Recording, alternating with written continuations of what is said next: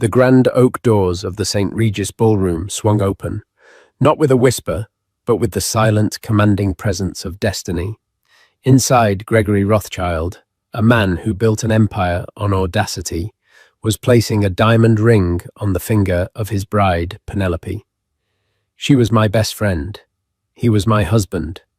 They believed this was their victory, the culmination of their calculated betrayal. They didn't know that victory wasn't celebrated in a ballroom with champagne and flowers. That morning, true victory had arrived outside in a midnight blue Bentley, driven not by a chauffeur but by me. And in the back seat were his twin daughters, no longer children, but heirs to an empire he was about to lose. Life for the first 17 years of our marriage was a meticulously curated masterpiece. Our world was the Upper East Side of Manhattan, a universe of soaring penthouses with views that stole the breath of hushed art galleries and of charity galas where the clinking of champagne glasses was the city's true heartbeat. I was Nerissa Maddox, and after marrying Gregory Rothschild, I became Nerissa Rothschild, a name that felt less like an identity and more like a title, one that came with immense privilege and even greater responsibility. Gregory was a force of nature. He hadn't inherited his wealth. He'd forged it in the crucible of Wall Street, turning a modest inheritance into Rothschild Industries, a sprawling conglomerate with interests in tech real estate and private equity. He was brilliant, impossibly charismatic, and possessed a ruthless ambition that many mistook for confidence. I was his partner in this ascent. While he conquered boardrooms, I conquered society. I hosted the dinners that sealed deals, remembered the names of every investor's child, and curated our home to be a sanctuary of power and taste. I was the velvet glove on his iron fist, the architect of the soft power that made his hard power palatable. I believed we were a team. Our twin daughters, Sophia and Zoe, were the center of our universe. At 16, they were beautiful, intelligent, and just beginning to navigate the complex social currents of their world. Sophia was thoughtful and artistic like me, while Zoe had her father's sharp wit and competitive streak. They were my everything. And then there was Penelope Adler, Penny, my best friend since we were both ambitious but unknown young women trying to make our way in New York. I was a gallery assistant and she was a junior editor at a fashion magazine. We had shared cheap apartments, cheaper wine and dreams that seemed impossibly distant. When I met Gregory, she was my biggest cheerleader. When we married, she was my maid of honor. She became an aunt to my daughters, a constant presence at family dinners, holidays and vacations. She was the sister I never had. I see it now, of course. The signs were there, scattered like shards of glass on a marble floor, invisible until the light hit them just right. The way Penny's compliments for Gregory lingered a second too long. The way she'd playfully touch his arm, a gesture that seemed innocent until you saw the flicker in his eyes. The way he started championing her career, making introductions and investments that saw her rise to become the editor-in-chief of a major lifestyle magazine. I had been so proud of her success, never once suspecting it was being funded by my husband's capital and fueled by their shared betrayal. I thought her constant presence was a testament to our friendship. In reality, she was studying the infrastructure of my life, looking for the weakest point to attack. The first tremor came on a Tuesday in October. Gregory was supposed to be in Zurich closing a deal. I was organizing a fundraiser for the Met. My phone buzzed with a notification from our joint credit card account, not unusual, as Gregory often used it for business expenses. But the charge wasn't from a Swiss hotel or a Michelin star restaurant. It was from a small, incredibly exclusive jewelry boutique on Rue Saint-Honoré in Paris, Bijoux de l'âme, Jewels of the Soul. The charge was for £75,000. It was for a custom necklace. My blood ran cold. It wasn't my birthday. Our anniversary was months away. Gregory was not a man for spontaneous romantic gifts. Every grand gesture was planned, a strategic deployment of affection. I called the boutique, my voice trembling as I pretended to be his assistant, confirming the details. "Ah, yes, Madame Rothschild's assistant, the prim French voice on the line said. Monsieur Rothschild was most specific. The engraving on the back of the pendant, it is Pour ma soul et unique, P, for my one and only, P. Pidine, letter hung in the air, a single sharp point aimed directly at my heart. Penny, Penelope. My mind raced frantically, rearranging 17 years of memories, looking for the new horrifying pattern. The late nights at the office. The business trips she just happened to be on in the same city. The shared jokes I was never privy to. It was a mosaic of deceit, and I had been admiring the pretty colours, never seeing the ugly picture they formed. That night I didn't sleep. I walked the silent, cavernous rooms of our penthouse, touching the cold marble countertops, the silk upholstered chairs, the framed photos of a family that was now a lie. I felt like a ghost in my own life. Gregory returned the next day, not from Zurich, but from Paris. He strode into the apartment, all smiles and feigned exhaustion. He kissed me, a dry, perfunctory press of lips on my cheek. He handed me a box from Hermès. It was a scarf, a beautiful, expensive, and utterly impersonal consolation prize. How was Zurich? I asked, my voice dangerously calm. Brutal, he said, loosening his tie, but we closed it. The Peterson deal is ours. He had always been an excellent liar. I held his gaze. That's strange, because our credit card statement says you were on the Rue Saint-Honoré yesterday, buying a 75,000 necklace for your one and only. The charismatic mask didn't fall. It shattered. For a split second, I saw the man behind it, cold, calculating, and utterly unapologetic. He didn't even have the decency to look ashamed. He looked annoyed, as if I'd uncovered a minor accounting error. Nerissa, he said, his voice dropping the pretense of warmth and taking on the chillingly familiar tone he used in hostile negotiations. Let's not be dramatic. Dramatic, my voice cracked. You are sleeping with my best friend Gregory. You are buying her jewelry with our money, while lying to my face. How exactly should I be? He sighed, running a hand through his perfectly styled hair. It was the sigh of a busy man inconvenienced. It's been happening for a while. Penelope understands me. She understands the pressures I'm under. With her, it's easy. Easy. The word was a slap. 17 years of building this life for you, raising your children, managing our entire world, so you could focus on your empire. Was that easy, Gregory? Did that feel easy to you? That was your role, Nerissa. He said the words, striking me with the force of a physical blow. You were brilliant at it. The perfect hostess, the perfect mother. You managed the brand of our family. But a company needs to evolve. It needs new energy. I need new energy. He was talking about our marriage like it was a corporate merger that had outlived its usefulness. He was liquidating me. The girls came home from school.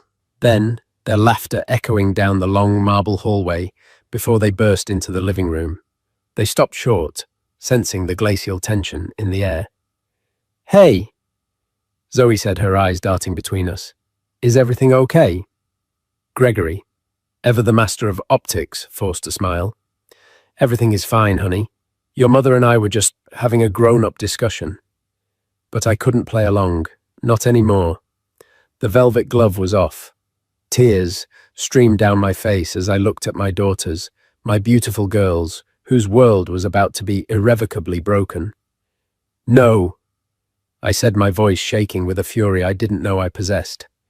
Everything is not fine. Your father has decided he no longer wants to be married to me. He is leaving us for Aunt Penny. The silence that followed was the loudest sound I had ever heard. Sophia's face crumpled, her artistic soul unable to process such an ugly composition. Zoe's jaw set her expression hardening into a perfect mirror of her father's. But her eyes, her beautiful brown eyes, filled with a hurt so profound it took my breath away. She looked at Gregory, not with sadness, but with contempt. The divorce was swift and brutal. Gregory's legal team, the most fearsome in New York, descended with the clear objective of minimizing his losses. They painted me as a non-essential asset, a socialite who had contributed nothing tangible to his success. They argued that my lifestyle was a drain, not a contribution. They offered a settlement that was in the context of our wealth a calculated insult. It was enough to live on, but not enough to maintain any semblance of the life my daughters had known. It was designed to erase me, to reduce me to a footnote in the grand story of Gregory Rothschild. Penny played the part of the reluctant, heartbroken friend caught in an impossible situation. She sent me text messages filled with crocodile tears.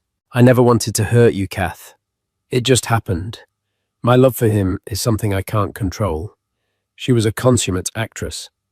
The day I signed the papers, I sat in my lawyer's sterile office, staring out at the Manhattan skyline. Gregory was there looking impatient, checking his watch.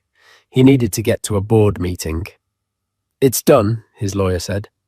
Gregory stood up, adjusted his cuffs, and looked at me one last time. There was no remorse in his eyes, only a cold, final calculation.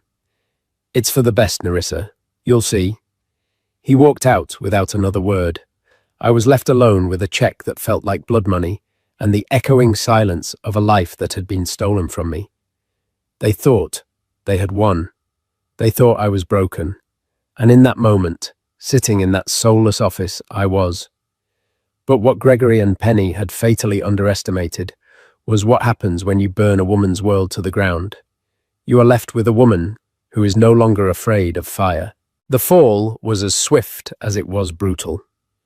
One week, I was overseeing the caterers for a dinner party for a dozen titans of industry in our 10,000 square foot penthouse. The next, I was unpacking cardboard boxes in a 3-bedroom apartment on the Upper West Side, a respectable address by any normal standard, but a world away from the stratosphere we had inhabited. The settlement, which had seemed so insulting in the context of Gregory's billions, now felt terrifyingly finite as I paid the first month's rent and security deposit. The girls were my shadow, their grief a constant, palpable presence. Sophia had retreated into her art, her sketchbooks filled with dark, fractured images. Zoe, on the other hand, channeled her pain into a brittle, simmering anger. She was furious with her father, but also with the world, with the injustice of it all. They would hear whispers at their elite private school, see the pitying looks from the mothers of their friends, women I had once considered my own. We were no longer the Rothschilds, the power family. We were a scandal, a cautionary tale. My nights were the worst. Sleep was a stranger. I'd lie awake, the city lights filtering through the unfamiliar windows, and the conversations would replay in my head. Gregory's cold dismissal. Penny's saccharine, treacherous texts. I saw their faces everywhere. I saw them laughing together in the Hamptons house that was no longer mine, vacationing in the St. Bart's villa I had decorated. The humiliation was a physical weight pressing down on my chest, making it hard to breathe. For a month I allowed myself to drown in it. I was adrift in a sea of grief and rage. Then one Tuesday morning, Zoe came into my room. I was still in my bathrobe at 10 a.m., staring blankly at a television screen. She stood in the doorway, her arms crossed, her expression a carbon copy of her father's, when he was about to close a particularly hostile deal. "Are you done yet?" she asked, her voice sharp.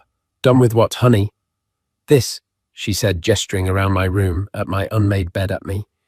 "Being sad. He's not worth it. She's not worth it. Are you going to let them win?" It was as if she had thrown a bucket of ice water on me. Looking at my daughter, so fierce and so broken, I saw not just a reflection of her father's strength, but a reflection of a strength in me that I had forgotten existed. Before I was Nerissa Rothschild, I was Nerissa Maddox, a girl with brains and ambition who had worked her way through college and had dreams of her own. I had just traded them for someone else's. That afternoon, I made a call. The name on the card my divorce lawyer had given me was Donovan Reed. He wasn't a divorce attorney. He was a shark of a different kind, a specialist in corporate restructuring and high-stakes financial litigation.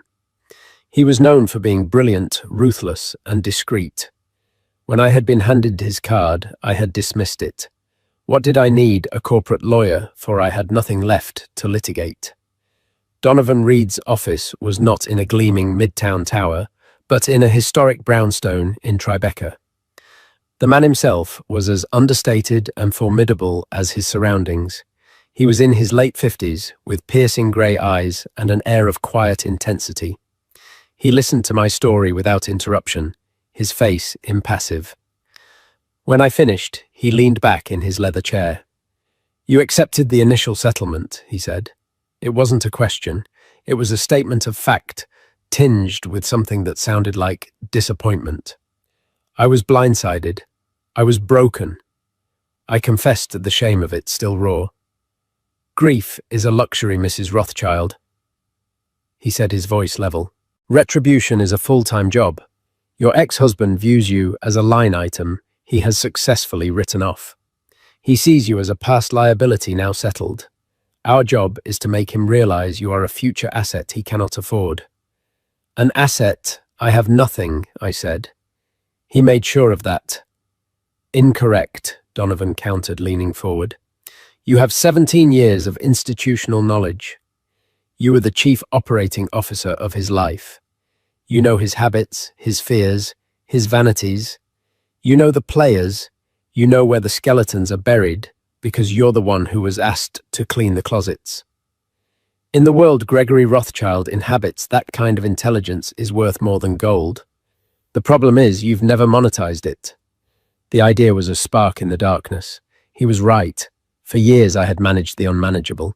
I had sourced impossible-to-get tickets for investors, arranged last-minute private jet travel to 3 continents, found tutors who could teach quantum physics to a teenager, and secured reservations at restaurants that were booked a year in advance. I had done it all seamlessly, invisibly, as part of my role as Mrs. Rothschild. What if I began the idea taking shape? I could do that for other people, for the new money, the tech, billionaires and hedge fund managers who have all the cash in the world but none of the access or polish. They don't know the right people, the right schools, the right charities. I do. A slow smile spread across Donovan Reed's face. "Now you're thinking like a CEO. You're not selling a service, Mrs. Rothschild. You're selling an intangible asset: influence, access, aura." And just like that, a name for my new venture was born: Aura Lifestyle Management. Donovan agreed to provide the seed capital and legal framework in exchange for a minority stake. He saw it not as a handout, but as a shrewd investment. My first office was the second bedroom of our apartment. My first employees were Sophia, who designed a stunning minimalist website and logo, and Zoe, who attacked market research and potential client lists with a terrifying Rothschild-esque efficiency. The first few months were a grueling lesson in humility. I used every contact I had. Many doors were slammed in my face. The women who had been my luncheon companions now saw me as the help. The men who had complimented my hosting skills now looked at me with a mixture of pity and suspicion. Gregory had put the word out that I was unstable, bitter. It was a deliberate, quiet campaign to ensure I remained grounded. But a few people remembered me for who I was, not what I had been married to. An old friend from my gallery days, now a major art dealer, gave me my first client, a reclusive tech billionaire from Silicon Valley named Kevin Chen. He had just bought a massive triplex in a new downtown skyscraper and had no idea how to live in it. He wanted art furniture, a social life, and entry into the philanthropic circles that would legitimize his vast fortune. He was my perfect test case. For Kevin, I curated a world-class collection of contemporary art. I hired the interior designer who had done the presidential suite at the Georges V in Paris. I got his children interviews at Dalton, the very school that was now a minefield for my own daughters. I engineered his spontaneous meeting with the head of the Whitney Museum's board at a small exclusive dinner I arranged. I didn't just furnish his apartment, I furnished his life. Word of mouth in the circles of the ultra-wealthy is faster and more potent than any marketing campaign. Within 6 months, Aura had a waiting list. My clients were Russian oligarchs, Chinese industrialists, and American tech moguls. They didn't want Gregory Rothschild's ex-wife. They wanted Narissa Maddox, the woman who could deliver the impossible. We moved into a sleek office space in the meatpacking district. I hired a small, fiercely loyal staff. I was working 18-hour days, fueled by coffee and a burning desire to prove them all wrong. The girls saw the change in me. The cloud of grief had lifted, replaced by a storm of ambition and purpose. They were proud. For the first time in a long time, our small apartment felt not like a place of exile, but like a headquarters. One evening, I was working late when Zoe walked into my home office and handed me a tablet. On the screen was a gossip column from the New York Post.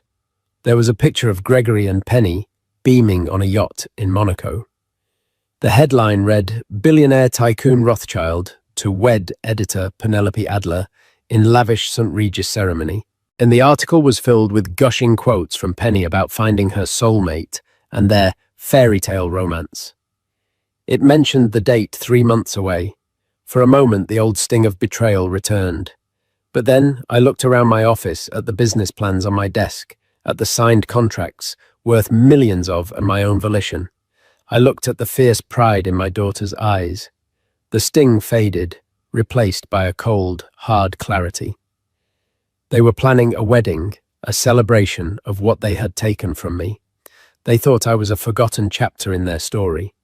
They had no idea that I was busy writing a whole new book, and the final chapter was going to be a masterpiece. The announcement of Gregory and Penny's wedding acted as a catalyst. It wasn't just a society event. It was a declaration of victory, a public coronation, solidifying their new status as Manhattan's ultimate power couple. Penny in particular reveled in it. Her magazine ran breathless features on wedding of the year preparations, the designer gown being flown in from Paris, the 10,000 Dutch tulips being imported for the reception, the celebrity chef curating the menu. It was a vulgar display of wealth designed not just to celebrate their union, but to broadcast my obsolescence. Gregory, for his part, seemed to watch my burgeoning success with a kind of detached amusement. I heard through the grapevine that intricate network of assistants, drivers, and socialites that now formed my intelligence web that he referred to Aura as Narissa's little hobby. He saw it as a quaint distraction, something to keep the ex-wife busy. He couldn't conceive of me as a genuine threat. His arrogance was his greatest vulnerability, a blind spot the size of Central Park. He was about to learn just how wrong he was. Aura's success had granted me access to rooms and conversations even my marriage to Gregory hadn't. My clients weren't just the established old guard. They were the disruptors, the predators, the ones looking to unseat kings. One such client was a private equity firm out of Singapore, a notoriously aggressive group run by a man named Liam Takeda. Takeda was a legend in financial circles, a corporate raider who bought companies, stripped them for parts, and sold the bones for a profit. He hired Aura for a very specific and highly confidential task. Rothschild Industries is planning a hostile takeover of Sterling Corp, a major player in renewable energy. Takeda explained to me in our first meeting, his voice a low, precise hum. It's his vanity project. He wants to be seen as a green energy visionary, not just another Wall Street shark. It's a massive, highly leveraged deal. My firm wants to get in on the action, but not on his side. We believe Rothschild is overextended. My heart began to pound, a slow, heavy drumbeat in my chest. This was it, the opportunity. Takeda continued. Officially, you are hired to facilitate our team's relocation and integration into the New York scene. Dinners, access the usual. Unofficially, he paused, locking his sharp eyes on mine.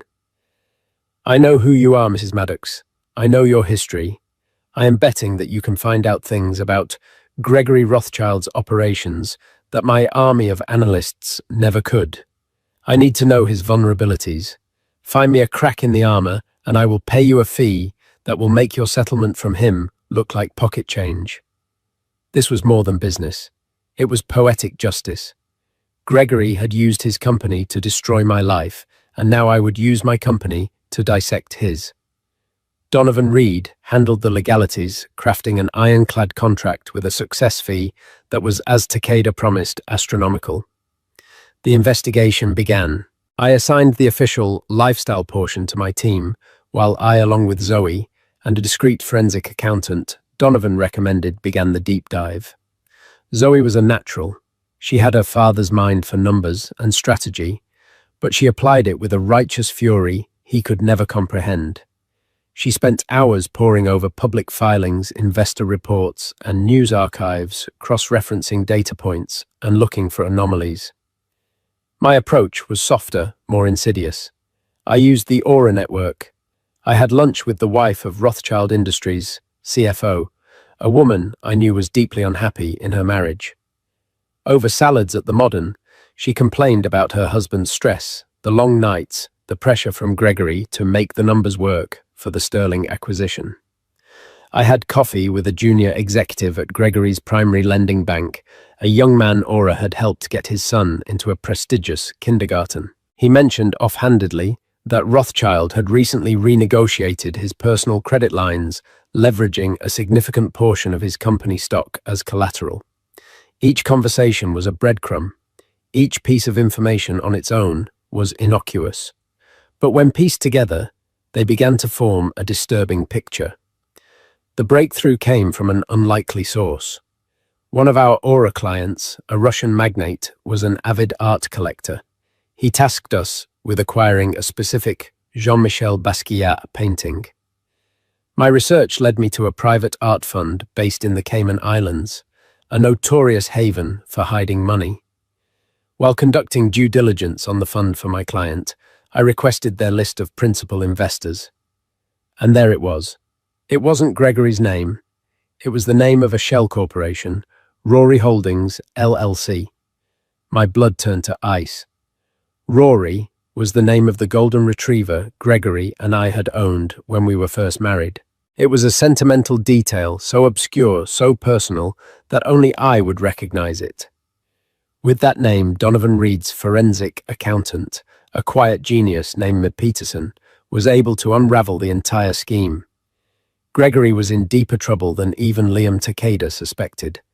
The Sterling Corp takeover wasn't just a vanity project. It was an act of desperation. Rothschild Industries had suffered massive undisclosed losses in a disastrous venture in South America. To hide this from the board and the market, Gregory was using the acquisition as a smokescreen.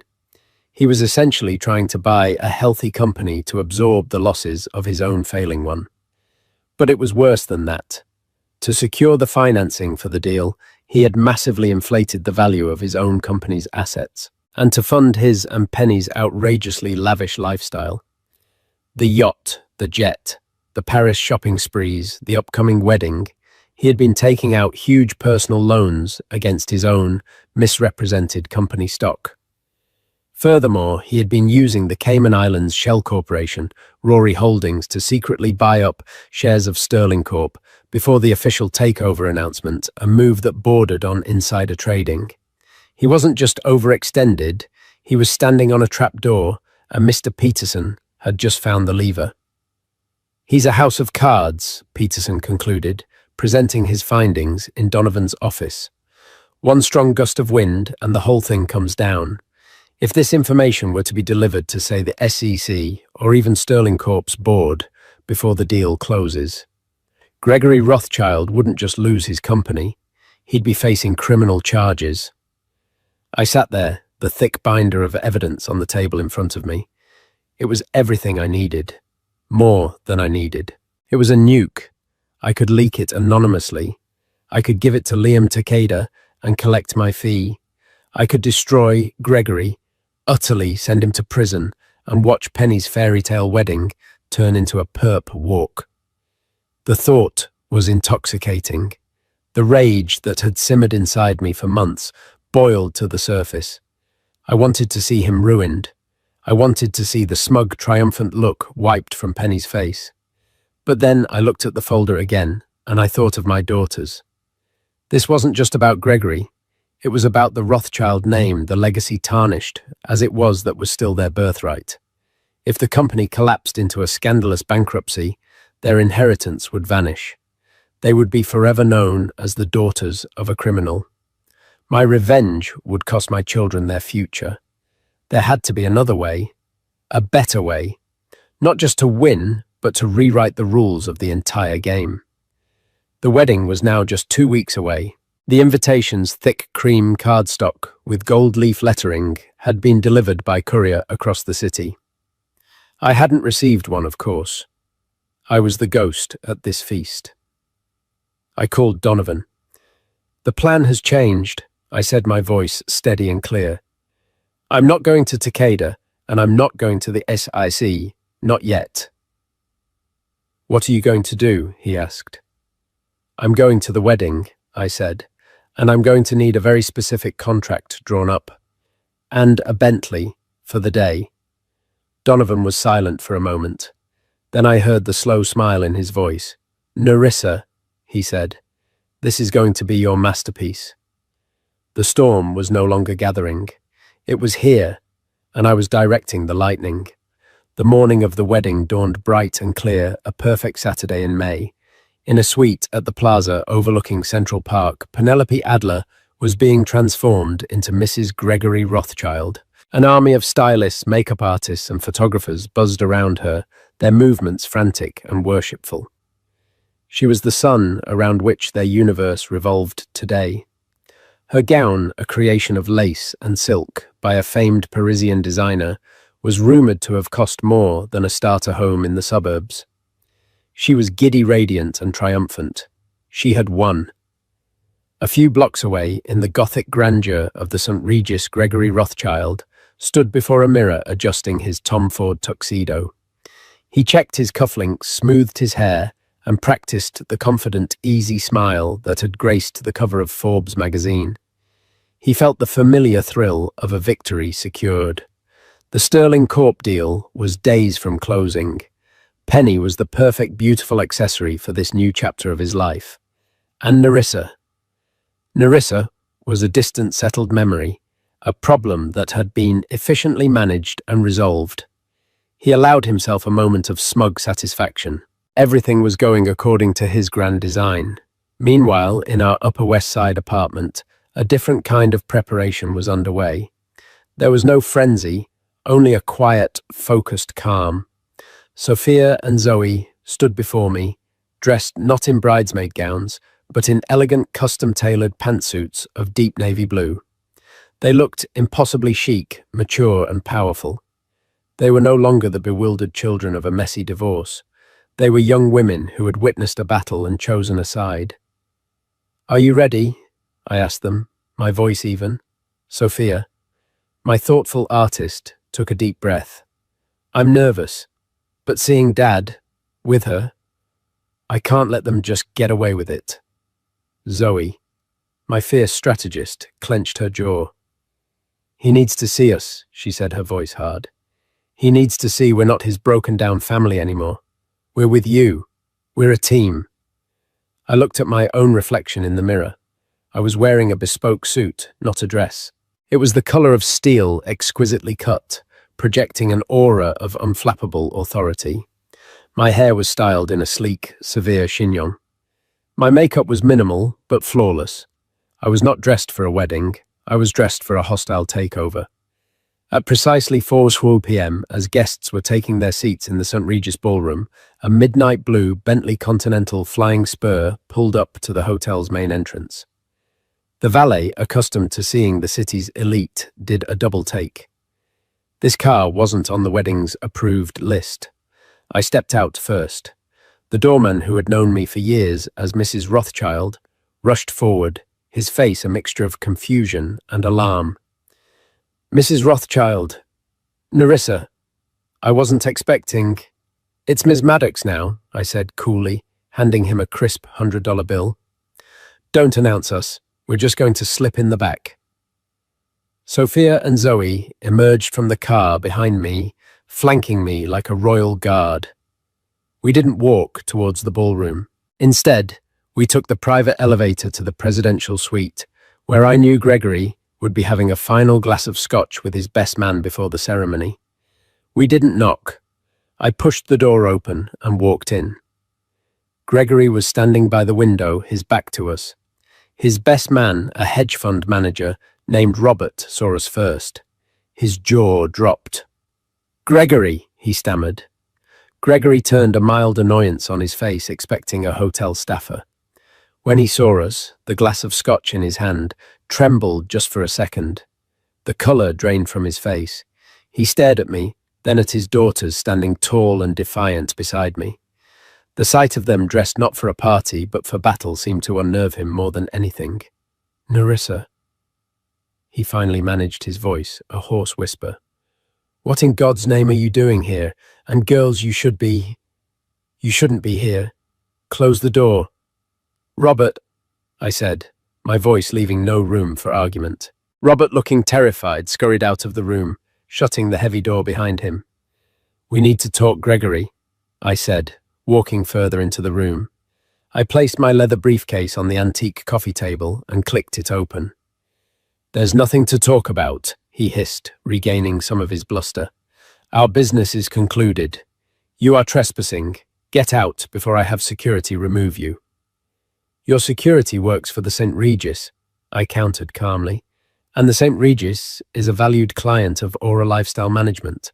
They won't be removing me." I let that sink in. "As for our business, you're mistaken. It is very much unfinished." I took a single thick document out of my briefcase and placed it on the table. It was bound in dark blue leather. "What is that?" he asked. His eyes narrowed with suspicion. "Let's call it a strategic proposal," I said. "A last-minute amendment to your life's trajectory." I opened it to the first page, a summary of Mr. Peterson's findings. It details the massive undisclosed losses from your Peruvian lithium mine venture. It outlines how you've misrepresented company assets to every single one of your lenders to secure the financing for the Sterling Corp deal. It includes a complete transaction history of a shell corporation called Rory Holdings LLC, which I believe you used to engage in a bit of insider trading. Gregory's face went from pale to ashen. He looked like he'd been punched in the gut. He stumbled back a step, his hand gripping the edge of a chair for support. "How?" he breathed. "You taught me to be thorough, Gregory," I said, my voice devoid of emotion. "You taught me that information is power.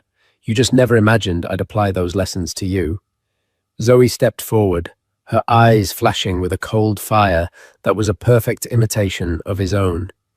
"You lied to everyone, Dad. To the board, to your investors, to us." Sophia added, her voice quieter, but no less powerful. "You tried to destroy Mom. You thought you could just throw her away." Gregory looked at his daughters, and for the first time I saw a flicker of something beyond arrogance. It was fear. He wasn't just losing a business deal. He was losing his children, witnessing their respect for him curdle into contempt right before his eyes. I let the silence hang for a moment, thick and heavy. The faint sound of the organ starting to play downstairs drifted up a surreal soundtrack to the demolition of a man's life. "The wedding is about to start," I said. "Penny is waiting. Here is your choice. Option A, I walk out of this room and this binder gets messengered to the SEC, the US Attorney's Office and the Board of Sterling Corp first thing Monday morning. Your deal collapses. Your company is investigated. You will be ruined, publicly disgraced, and in all likelihood, you will go to prison. Penny's fairy tale ends before the honeymoon." I paused, letting the horror of that scenario fully land. Or, I continued, sliding a second much thinner document across the table, there is option B. He stared at the new document as if it were a venomous snake. It was a legal contract drawn up by Donovan Reed, a work of brutal, beautiful precision. "Option B is this," I explained. "You will go downstairs and marry Penelope. You will give her the wedding she's so proud of. But tomorrow, you will sign this. This document transfers your controlling interest, 51% of all Rothschild family assets, including the company and the family trust, into a new irrevocable holding company. A holding company managed by me as trustee on behalf of the sole beneficiaries, Sophia and Zoe. He stared at me, uncomprehending. You want to take my company? No, Gregory, I corrected him gently. I am saving your company for your daughters. You will retain the title of CEO. You will keep a handsome salary and your seat on the board. You will continue to be the public face of Rothschild Industries. You will have your reputation, your freedom, and your new wife. But your power, your final decision-making authority, that's gone. It will belong to this holding company. It will belong to me to manage on their behalf. Every major financial decision, every acquisition, every significant expenditure will require my signature. You will be a king in title, but a prisoner on the throne. And this, I tapped the binder of evidence, disappears forever. He sank into the chair, the fight completely gone from him. He was a master negotiator who had just been checkmated. He looked from the binder that promised his destruction to the contract that promised his salvation, albeit a humiliating one. He looked at his daughters, their faces set and resolute. He had lost. He had lost completely. You will go downstairs, I commanded softly. You will smile. You will say, I do. And you will put on the best performance of your life, because your entire future, what little of it you have left to control, depends on it. I turned and walked to the door, my daughters falling into step beside me. I paused with my hand on the doorknob and looked back at the broken man in the Tom Ford tuxedo. By the way, Gregory, I said, a small, cold smile touching my lips. Congratulations on your wedding day. Then we walked out, leaving him alone with the ruins of his empire and the sound of his wedding march beginning downstairs. We didn't stay for the ceremony. Our role in the day's drama was complete. The bomb had been planted, the timer set. To remain would have been to revel in the destruction, and my purpose was never about simple vengeance. It was about reconstruction. As we stepped out of the St. Regis, leaving the stifling air of deceit behind, the late afternoon sun of Manhattan felt like a benediction. The city, which for months had seemed like a landscape of hostile territory and painful memories, now appeared vibrant, filled with promise. The valet brought the midnight blue Bentley around, and the three of us slipped into the cool, silent cabin. The car glided away from the curb, a vessel of quiet triumph, navigating a sea of oblivious traffic. In the rearview mirror, the Grand Hotel shrank, a monument to a life I no longer wanted, and a battle I had just definitively won. I looked at my daughters. The adrenaline of the confrontation was fading from their faces, replaced by something softer, more profound. Sophia, my artist, leaned her head on my shoulder, a simple gesture of trust and relief that spoke volumes. Zoe, my fierce strategist, reached across the seat and took my hand. Her grip was firm, a silent acknowledgement of our shared victory. It's over, Sophia whispered, more to herself than to anyone else. No, Zoe corrected, her gaze fixed on the city blurring past her window. It's just beginning. She was right. This wasn't an ending. It was an inauguration. The silent ride back to our apartment wasn't filled with gloating or celebration. It was filled with a sense of profound peace, the kind that comes only after a long and brutal war. We had walked into the heart of the enemy's camp, not with swords and shields, but with intelligence and leverage, and we had emerged with the keys to the kingdom. Downstairs in the St.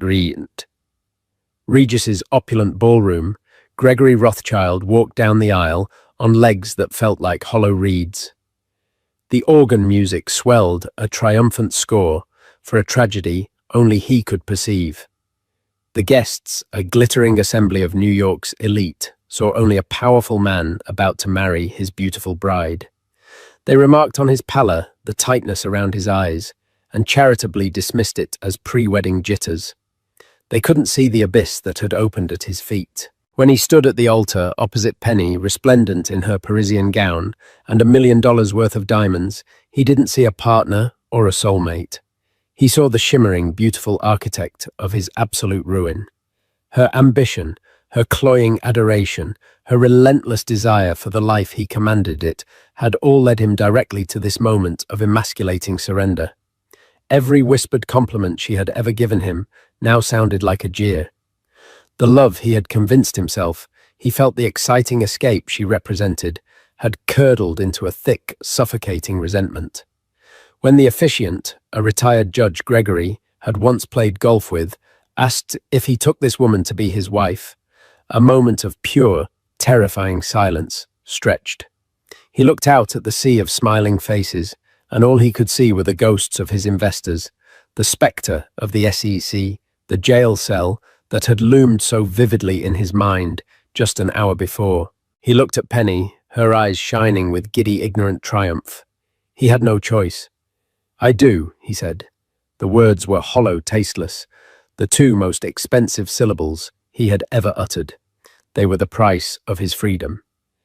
Their wedding reception was a masterclass in facade. Gregory smiled, toasted, and danced on autopilot. He raised a glass to "My beautiful bride, my future," the words feeling like a betrayal of his own soul. Penny, meanwhile, was in her element. Drunk on champagne and victory, she glided through the room, accepting congratulations, oblivious to the vacancy in her new husband's eyes. She had her millionaire, her status, her name. She had no idea she had just married a figurehead, a king who had been stripped of his crown, his army, and his treasury. The next morning, a Sunday, was grey and silent. At 10 o'clock, sharp, Gregory arrived at Donovan Reed's deserted Tribeca office. He wore the same tuxedo from the night before, now rumpled and stained. His face was a haggard mask of sleeplessness and defeat. I was already there, seated opposite Donovan at a massive mahogany conference table. I wore a simple black dress.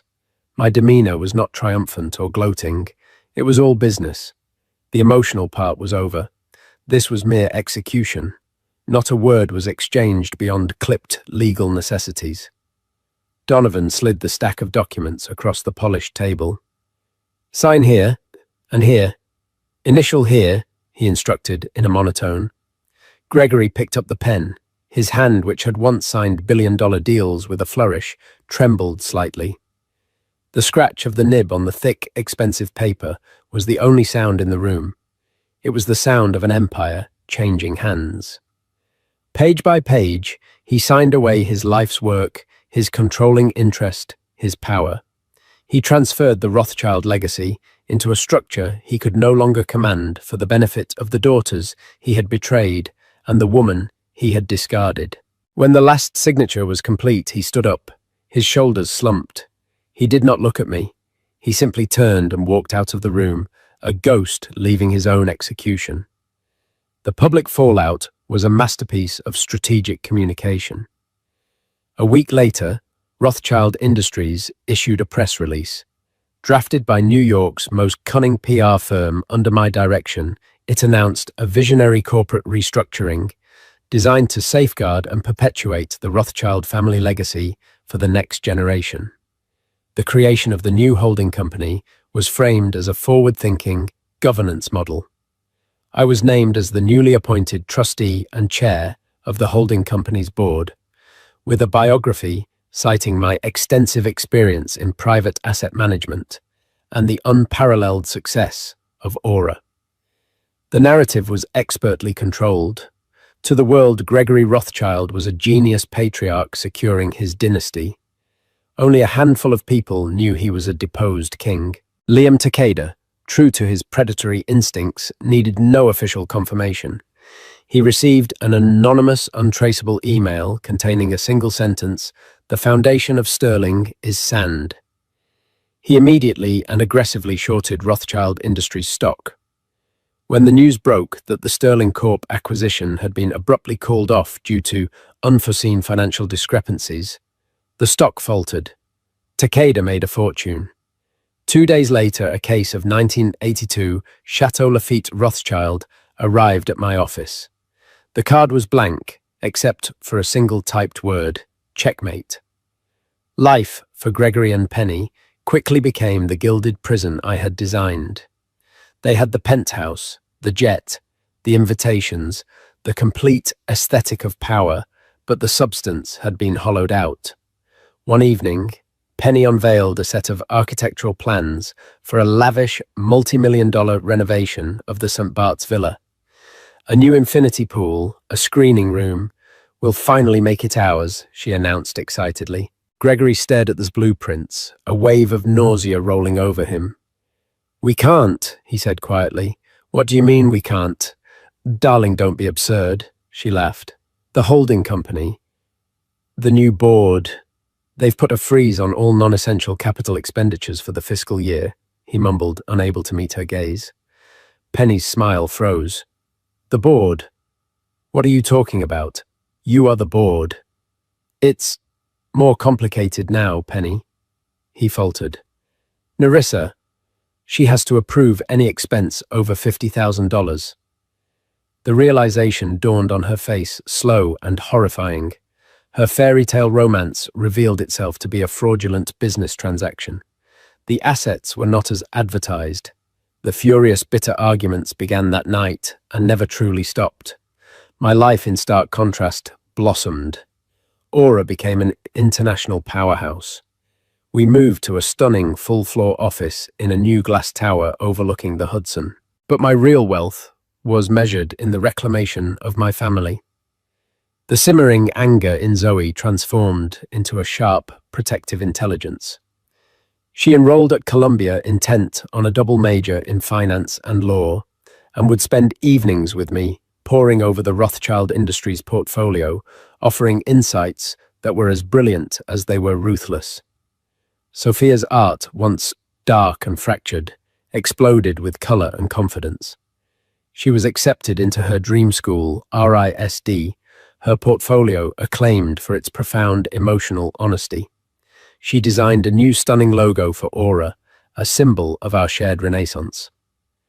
We began a new tradition of Sunday dinners, not with their father in a tense formal restaurant, but with the three of us in our comfortable apartment, or later in the new warm and beautiful home I bought with my own money. My victory was never loud. It was the quiet, satisfying click of a lock falling into place. It wasn't about the fiery satisfaction of revenge, but the cool, solid foundation of security and justice. Gregory and Penny had tried to erase me, to make me a footnote in their story. Instead, I had become the author of its final, decisive chapter. They were left with a hollow marriage and the empty trappings of a stolen life, while I, Nerissa Maddox, stood at the helm of my own thriving company, the guardian of my children's vast legacy, and the undisputed, silent and absolute queen of the empire. I had rightfully and brilliantly won back. Nerissa's story is a powerful testament to the fact that the end of one chapter is often the beginning of a far more triumphant one. It's a journey from the depths of betrayal to the heights of empowerment, proving that true strength isn't about the life you're given, but the one you have the courage to build for yourself. She didn't just get even, she redefined the entire game using intelligent strategy and a mother's fierce love to secure not just her future, but the legacy of her children. Her victory wasn't just in taking back what was hers, but in becoming more than she ever was before. If this story of resilience, justice, and ultimate vindication moved you, please give this video a thumbs up. Share it with someone who needs a reminder of their own inner strength. And don't forget to subscribe to our channel for more unforgettable stories of epic twists and deserved triumphs. Let us know in the comments what you think of Nerissa's ultimate checkmate. The air in Manhattan's Superior Courtroom 3B was thick with the scent of expensive perfume and unspoken triumph. Victoria Devereux, poised to become the city's most notorious divorcee, smoothed her silk dress, her eyes fixed on the man who was about to make her phenomenally wealthy billionaire, Damian Westwood. The judge was about to finalize a settlement that would sever Damien's marriage to his long-absent wife, a woman no one had seen in almost a year. But just as the gavel was about to fall, the heavy oak doors at the back of the courtroom creaked open. Every head turned, and in the doorway stood a ghost from Damien's past, his wife Jessica, her hands resting on a stomach so round, so undeniably pregnant, it silenced the entire room. Victoria's perfectly composed face crumbled, her victory turning to ash, as she stared at the one complication she never saw coming. The silence in courtroom 3B was a living entity. It pressed in on all sides, heavy and suffocating.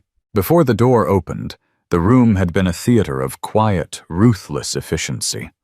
On one side sat Damien Westwood, the titan of Westwood Global Logistics, a man whose face was more familiar from the cover of Forbes than from any personal scandal. He was a statue carved from Italian marble and bespoke Brioni suits, his expression an unreadable mask of stoicism. Beside him, his lawyer Garrett Finch was a predator in pinstripes, his briefcase containing documents that would surgically remove a 9-year marriage from his client's life. On the other side, a picture of calculated victory, sat Victoria Devereux. She wasn't merely a mistress, she was Damien's chief operating officer, a woman who had climbed the corporate ladder and then climbed right into its owner's bed. Her lawyer Conrad Jennings preened beside her, confident in the ironclad prenuptial agreement and the mountain of evidence detailing the irretrievable breakdown of the Westwood marriage. Victoria's narrative was simple and effective. She was the one who understood Damien, the one who stood by him while his wife Jessica had simply vanished.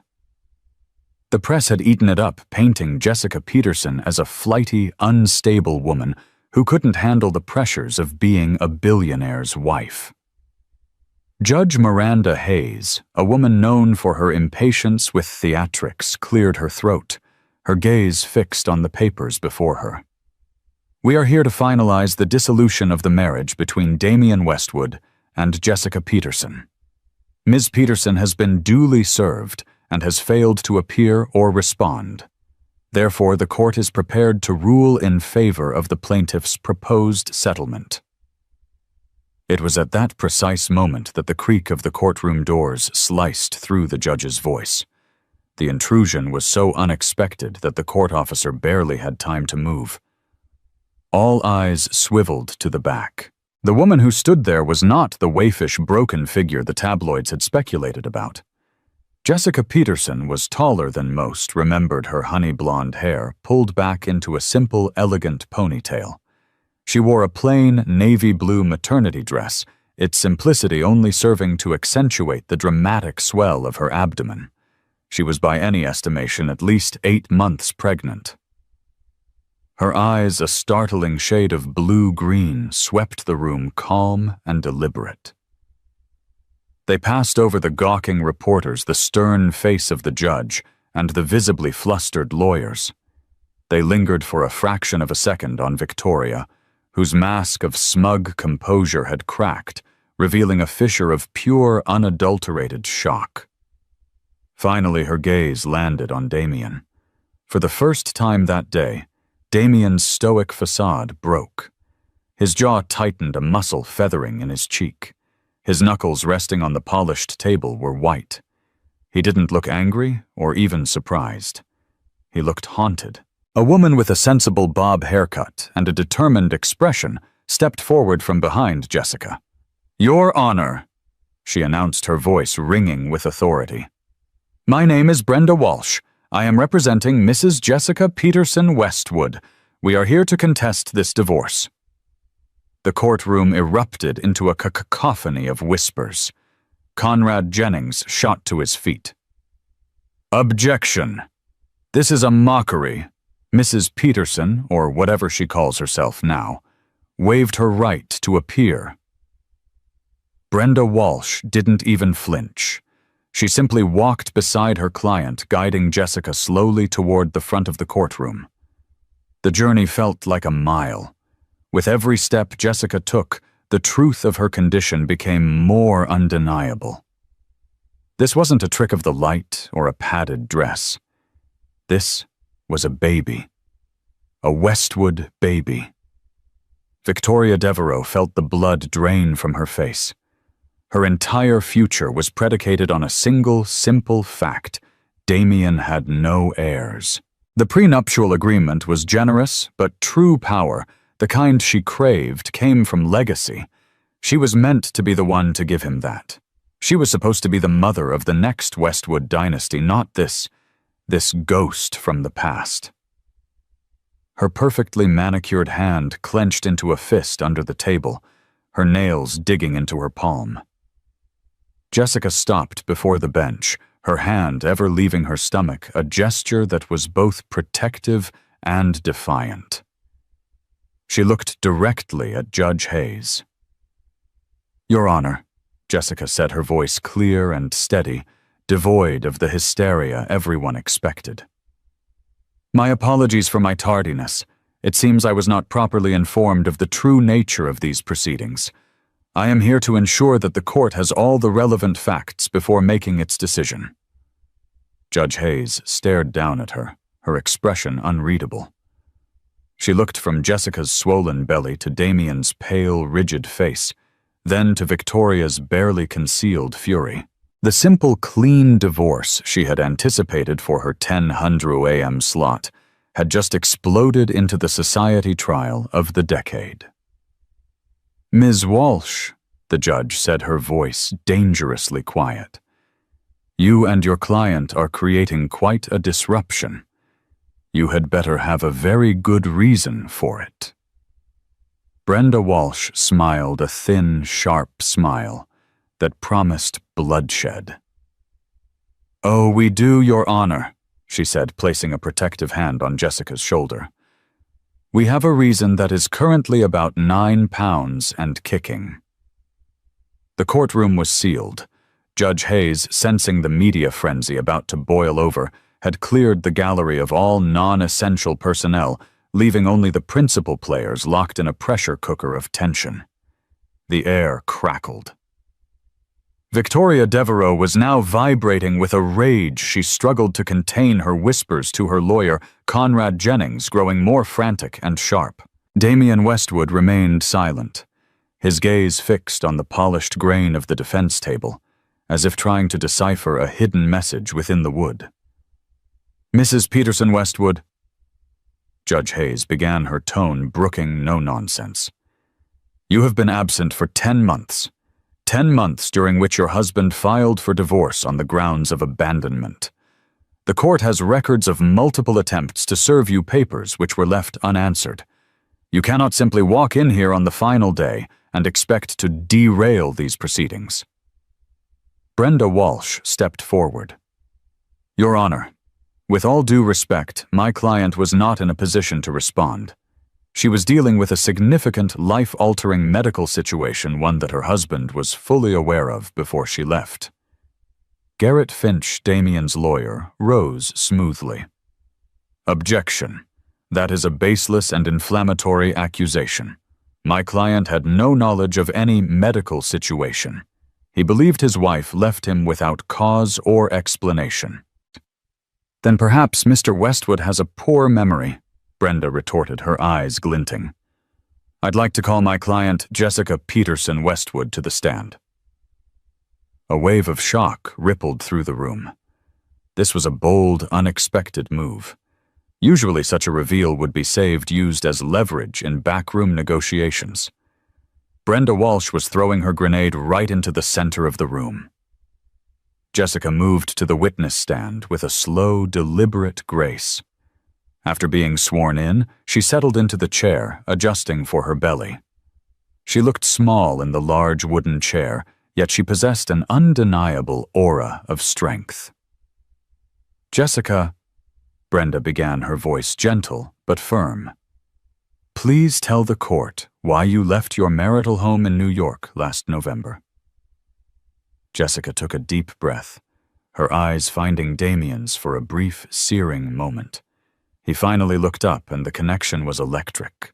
"I left," she said, her voice steady, "because I discovered my husband was having an affair with his chief operating officer, Ms. Victoria Devereaux."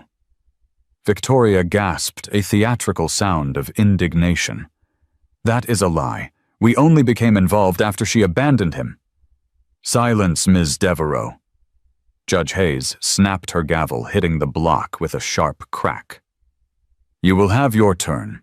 Proceed, Ms. Walsh." "How did you discover this affair, Jessica?" "It wasn't one thing," Jessica explained, her gaze distant, as if replaying a painful memory. "It was 1,000 small things. Late nights at the office that stretched until morning, a sudden obsession with his phone. But the proof was in the details. Damien is a meticulous man. He's also a creature of habit. His credit card statements used to be predictable. Then suddenly there were charges for a suite at the Carlyle every Tuesday and Thursday, for months, and charges from a high-end lingerie boutique, La Perla, for items that were certainly not my size. She paused, letting the words hang in the air. The final piece was a lease agreement I found in his study, for a penthouse apartment on Park Avenue, leased by a shell corporation, but the utility bills were being paid by Westwood Global. The name on the tenant agreement was Victoria Devereaux. Finch was on his feet again. "Your Honor, this is conjecture. A list of circumstantial grievances does not justify desertion." "I am not finished," Jessica said, her voice cutting through his objection. She looked directly at Damien. "The night I found the lease, I confronted him. He didn't deny it. He told me it was complicated. He asked for time. I told him I needed space to think that I was going to my family's home in Boulder to clear my head. We agreed to speak in a week." Brenda nodded. "And what happened during that week, Jessica?" Jessica's voice trembled for the first time. "Nothing. He never called." A week turned into 2. Then a month. The next communication I received from my husband was a courier delivering divorce papers to my parents' front door. "And at this point," Brenda said, her voice dropping, becoming more resonant, "you had discovered something else, hadn't you?" Jessica placed both hands on her belly. "Yes. 2 weeks after I arrived in Colorado, I found out I was pregnant." The words landed with the force of a physical blow. Victoria let out a choked sound, a mix of disbelief and fury. Brenda moved in for the kill. "And did you inform your husband?" "Of course I did," Jessica said, a tear finally escaping and tracing a path down her cheek. "I called him immediately. He didn't answer. I left a voicemail. I sent him a text message with a picture of the positive pregnancy test. I sent a registered letter including a note from my doctor confirming the pregnancy and the due date. I have records of all of it." And she looked at the judge, her expression pleading. "He knew. He has known for 7 months. He chose to ignore it and proceed with this divorce as if his child, our child, didn't exist." The accusation was stunning. It recast Damien not as a wronged husband, but as a monster of cold indifference. Garrett Finch was pale blindsided. He looked at Damien, whose face was now a thunderous mask of confusion and anger. "Mr. Westwood," Judge Hayes said, her voice sharp as glass, "is this true? Were you aware of your wife's pregnancy?" Before Damien could answer, Garrett Finch spoke for him. "Your Honor, my client denies these outrageous claims. He received no such voicemail, text message, or letter. This is a desperate last-minute fabrication by a woman trying to extort a larger settlement." "A fabrication?" Brenda's voice was laced with ice. "Then how does your client explain the private investigator he hired 3 months ago, a Mr. Paul Stadler, whose explicit task was to monitor my client in Boulder, Colorado? An investigator who reported back to Mr. Westwood weekly with photographs. Photographs, I might add, that would have clearly shown my client's advancing pregnancy." She slapped a file down on the table. "We have subpoenaed Mr. Stadler. He is prepared to testify that he personally informed Mr. Westwood 6 weeks ago that Mrs. Peterson Westwood was, and I quote, very obviously and heavily pregnant. The room fell into a deathly hush. This was no longer a he said, she said. This was a documented, verifiable fact. Damien had known. He had known, and he had sat there in court, ready to sign away his marriage, while his pregnant wife was treated as a ghost. Victoria stared at Damien, her eyes wide with betrayal. He had known. He had known there was a baby, and he hadn't told her. Her entire plan, her future, was built on a lie he had allowed her to believe. Damien finally pushed his chair back and stood up his towering frame, seeming to suck all the air out of the room. He didn't look at his lawyer or his mistress. He looked only at Jessica, his eyes filled with a storm of emotions she couldn't begin to decipher. "Jessica," he said, his voice a low growl. "We need to talk." 5 years earlier, the world of Damien and Jessica had not been a courtroom, but a sprawling, empty plot of land in upstate New York overlooking the Hudson River. It was all rolling hills and ancient oak trees, a blank canvas where they planned to build their life. Damien, already a force in the business world, saw it as a legacy project. But for Jessica, an architect with a rising reputation for her warm, human-centric designs, it was a love letter written in steel, glass, and stone. They had walked the grounds for hours, their hands intertwined, dreaming aloud. "The main house will go here," she'd said, pointing to the highest crest. "All glass on the west side so we can watch the sunset over the river every single night." "I want a library."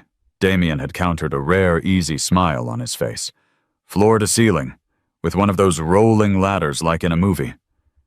"It'll have a fireplace," she'd added, "and 2 big, worn leather armchairs where we'll sit when we're old and gray reading to our grandchildren."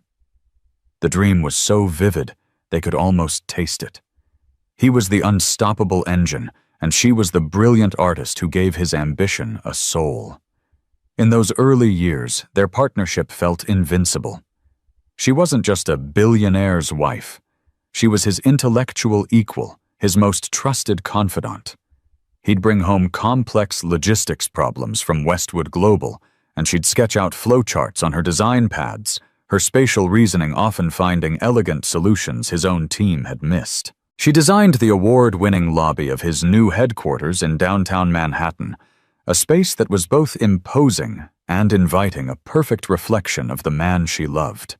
The first cracks in their foundation were almost invisible. Westwood Global's expansion into Asia demanded more of his time. The late-night strategy sessions in their living room were replaced by weeks-long trips to Shanghai and Tokyo. The easy smiles were replaced by a perpetual tension in his jaw. He was conquering the world, but he was losing his home. Jessica tried to bridge the distance.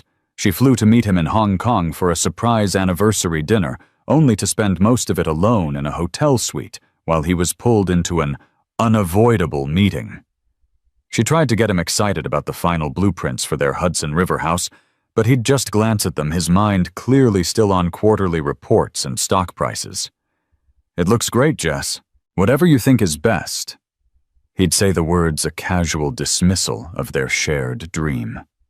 Then came Victoria Devereux. She arrived at Westwood Global as a hungry, brilliant strategist hired from a rival firm. Jessica met her at a company gala and was immediately put on edge. Victoria wasn't just beautiful, she was a mirror of Damien's own ambition. She spoke his language, the language of acquisitions, market shares, and hostile takeovers. When she looked at Damien, she didn't see a husband. She saw a king, and she was offering him a throne in a kingdom he could rule with her at his side. Jessica watched as their professional relationship bled into something else. Victoria became his Work wife. The one he called first with good news, the one he leaned on during a crisis. The two big leather armchairs in Jessica's blueprints started to feel like a foolish, naive fantasy. The decline was a slow, painful erosion. Intimate dinners were replaced by takeout eaten in silence. Shared laughter was replaced by the constant tapping of his thumbs on a phone that was suddenly always angled away from her. He was physically present, but emotionally a million miles away, in a world she was no longer invited to enter. She felt like a ghost in her own marriage, haunting the hallways of their Fifth Avenue apartment. The night she found the lease for Victoria's apartment was not a moment of screaming or shattered glass. It was a moment of profound, soul-crushing quiet. She held the paper in her hand, the crisp document, a death certificate for her marriage. She saw the dates. The affair hadn't been a recent mistake. It had been going on for over a year. A parallel life he had been living while she was still trying to pick out paint colors for their dream home. She confronted him in his study, the room where they had once dreamed up their future. He was standing by the window, looking out at the glittering, indifferent city. She laid the lease on his desk. He turned, and for a moment she saw a flicker of the man she had married, a flash of panic, of guilt. But it was quickly extinguished, replaced by the cool, controlled mask of the CEO. "Jess, it's complicated." He'd said the words, a stunning understatement.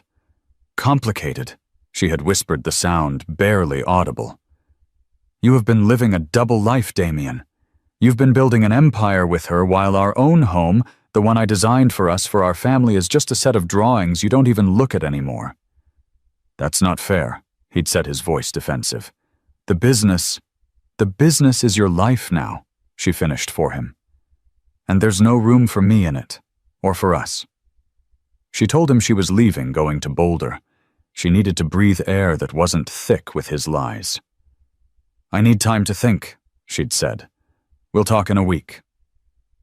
He had simply nodded, his relief palpable. He didn't fight for her. He didn't beg her to stay. He let her walk out of the door, out of his life, and he never called. That silence was more painful than any argument. It was the sound of her own irrelevance. And as she flew across the country, she had no idea that a tiny, secret life was already beginning inside her, a final, unbreakable link to the man who had so thoroughly broken her heart. Boulder, Colorado was the antithesis of her life in New York. The jagged, imposing skyline of Manhattan was replaced by the majestic, solid presence of the Flatirons. The frantic energy of the city gave way to a calmer, more deliberate pace. Jessica stayed in the small guest house behind her parents' home, a place filled with the comforting scent of her mother's baking and her father's wood workshop. For the first few weeks, she did little more than sleep and take long, solitary hikes in the mountain air, trying to scrub the stench of betrayal from her soul. The first week passed in agonizing silence. Her phone remained stubbornly quiet. She checked it obsessively, her heart leaping at every notification only to have it plummet when it was just a news alert or a junk email. He wasn't going to call. The promise to talk in a week had been a lie, a simple tactic to get her out of the way so he could continue his life with Victoria uninterrupted. The realization was a cold, hard stone in her gut. By the end of the second week, a different kind of unease began to set in.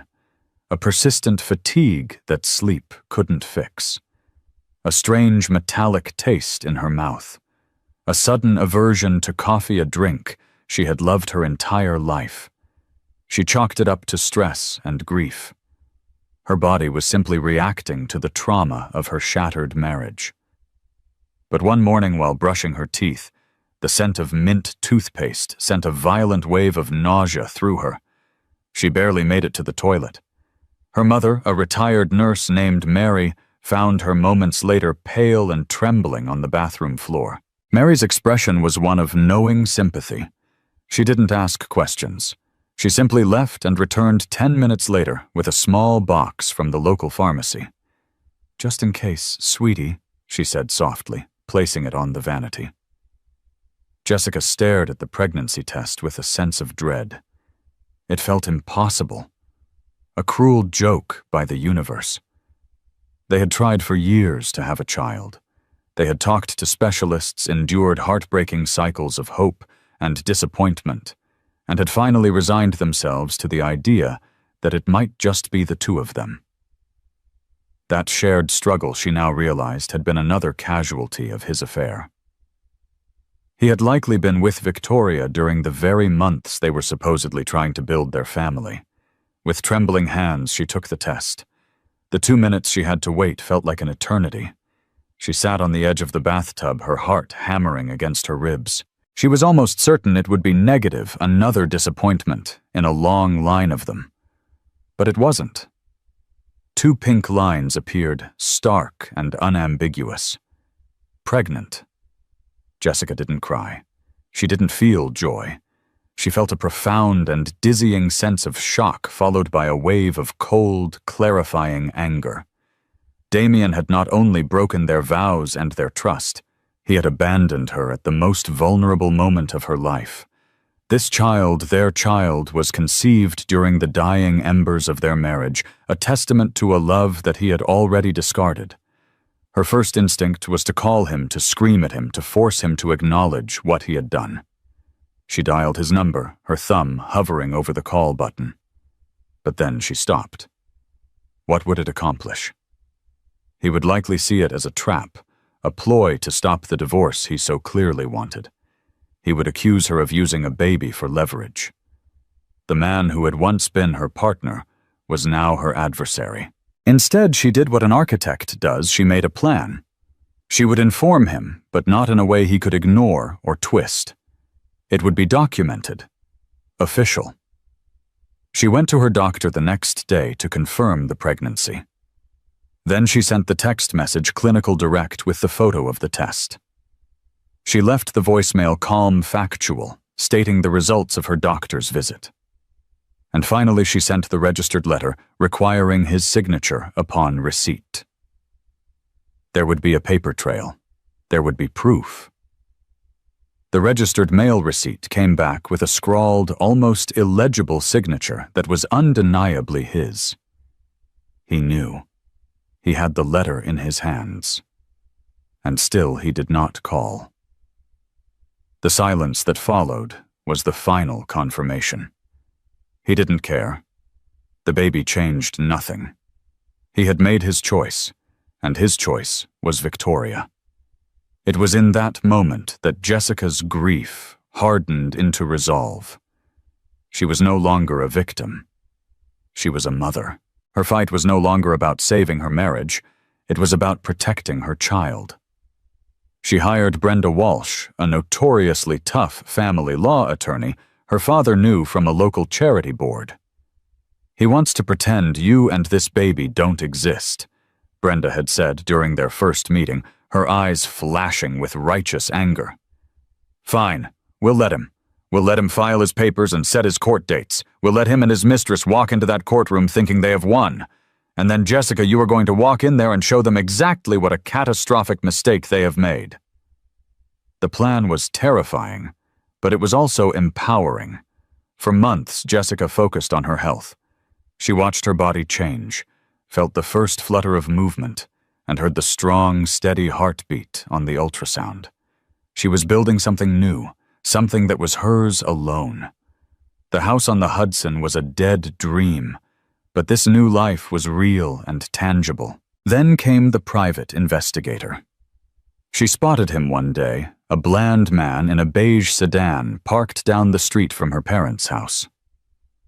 He wasn't very good. She saw him again at the grocery store and a week later near the park where she walked. Brenda confirmed it through a contact, Paul Stadler, a PI often used by top-tier New York law firms. He was reporting directly to Damien. So he knew. He was not only ignoring her, but he was also spying on her. Any lingering hope that this was all a terrible misunderstanding evaporated. This was a calculated strategic war, and he was treating her and their unborn child as an obstacle to be managed. "Good," Brenda had said with a grim smile. "He's creating our evidence for us. Let him watch. Let him see you thrive. Let him get comfortable. His arrogance will be his undoing." Back in the suspended reality of the courtroom, the battle lines were drawn. Judge Hayes had called a 30-minute recess, and the small room was a hive of frantic, whispered conversations. In one corner, Victoria Devereux was having a full-blown, though quietly contained, meltdown. Her face, usually a canvas of cool control, was blotchy with rage. "You knew," she hissed at Damien, her voice a venomous whisper. "You knew she was pregnant for months, and you said nothing. You let me sit here. You let me plan. What was I, Damien? A placeholder until your fertile wife decided to return." "It's not like that, Victoria," Damien said, his voice low and strained. He ran a hand through his perfectly styled hair, messing it up for the first time all day. "I didn't believe it. I thought it was a trick." "A trick?" She scoffed, her laugh sharp and humorless. "Does she look like a trick? She's about to give birth on the courthouse steps, and the private investigator, you were spying on her. You knew, and you lied to me. You lied to our lawyers." Garrett Finch stepped between them, his face grim. "This changes the calculus, Damien, substantially. A hidden pregnancy evidence of your prior knowledge. This is a disaster from a PR perspective, not to mention a legal one. The prenup has clauses about children. This is no longer a simple dissolution." Meanwhile, in the opposite corner, Brenda Walsh was prepping her client. "They're rattled," she said, handing Jessica a bottle of water. "Finch is a corporate shark, not a family law brawler. He's out of his element. They're going to come at you with everything they've got. They'll try to paint you as a liar, a manipulator, an unfit mother. Don't take the bait. Stay calm. Stick to the facts. The truth is your shield." Jessica nodded, her hand resting on her belly, where a flurry of kicks reminded her exactly what she was fighting for. "I'm ready," she said. When the court reconvened, the atmosphere had shifted. The initial shock had worn off, replaced by a cold tactical fury. Garrett Finch put Jessica back on the stand, his demeanor no longer smooth but overtly aggressive. "Mrs. Peterson Westwood," he began, pacing before her. "You claim you left because of an affair, yet you admit you had no definitive proof, just suspicions and credit card statements. Isn't it more likely that you were unhappy, that you felt overshadowed by your husband's success, and you simply ran away? I found a lease for a penthouse in your client's mistress's name paid for by his company," Jessica stated calmly. "I consider that definitive." "A corporate apartment which Ms. Devereux, as COO, was entitled to," Finch shot back. "You jumped to a conclusion that suited your narrative. A narrative that you are now using to stage this theatrical display." He gestured towards her stomach. "Objection," Brenda called out. "Counsel is badgering the witness and making pejorative statements about her physical condition." "Sustained," Judge Hayes warned. "Watch your tone, Mr. Finch." Finch regrouped, his eyes cold. "Let's talk about this pregnancy. You claim my client is the father. But you were gone for 10 months. You lived in a separate state, leading a separate life. How can this court be certain of the child's paternity?" The question was a vile, calculated blow designed to sow doubt and humiliate her. The implication was clear: she could have been with someone else. Jessica's eyes flashed with fire, but her voice remained level. "My husband and I were intimate 2 nights before I left New York.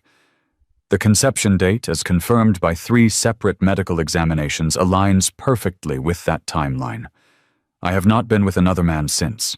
I am happy to submit to any DNA test the court requires as soon as the child is born. In fact, I insist on it." Her unwavering certainty took the wind out of Finch's sails. He shifted his attack. "You also claim you tried to contact my client. A voicemail, a text message. These things can be faked, can't they? And a registered letter. You knew he was traveling extensively for business. It could have been signed by an assistant discarded as junk mail."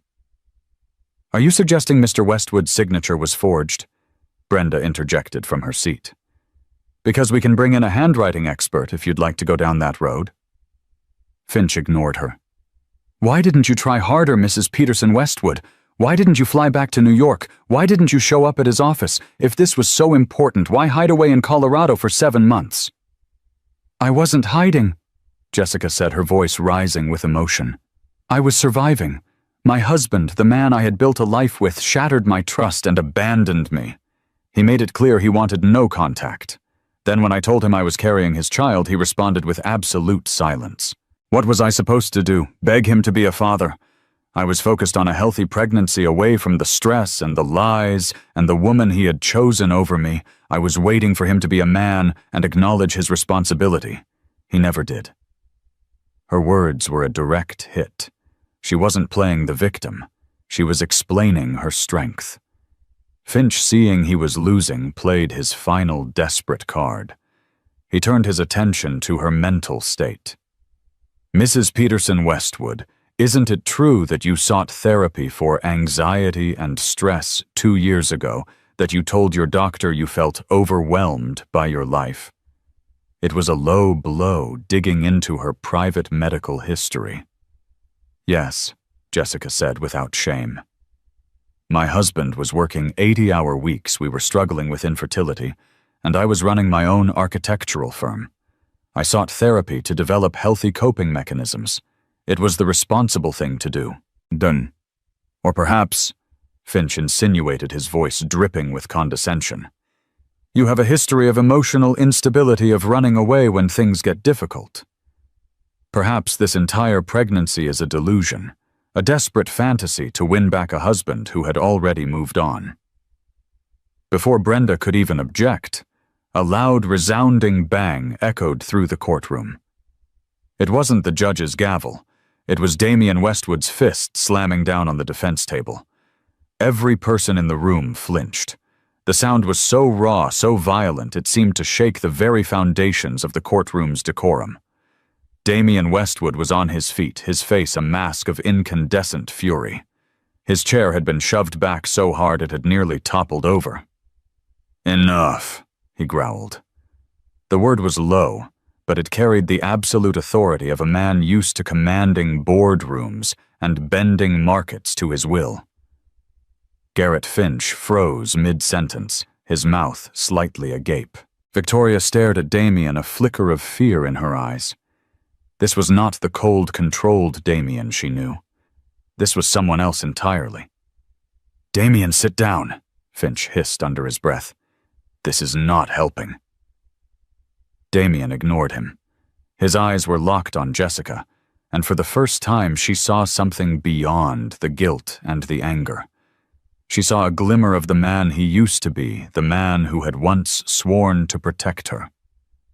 He took a step forward towards the witness stand, his presence so commanding that the court officer instinctively moved to intercept him.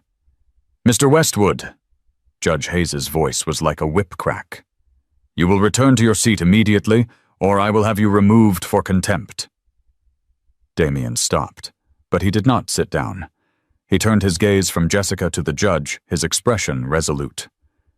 "Your Honor," he said, his voice now clear and powerful, resonating in the stunned silence. "My lawyer is acting on my previous instructions. Instructions that were based on bad information and even worse judgment. The line of questioning he is pursuing is offensive, it is wrong, and it will stop. Now." Finch looked utterly mortified. "Damien, what are you doing?" Damien finally turned to his lawyer, his eyes blazing. "I'm ending this farce, Garrett. My wife is not unstable. She is not a liar. and she is not delusional." He then turned his gaze back to the room, his eyes sweeping over the shocked faces until they rested again on Jessica. His voice softened, but it lost none of its power. "I was aware of the pregnancy," he stated, the admission sucking the last bit of air from the room. "I received the text.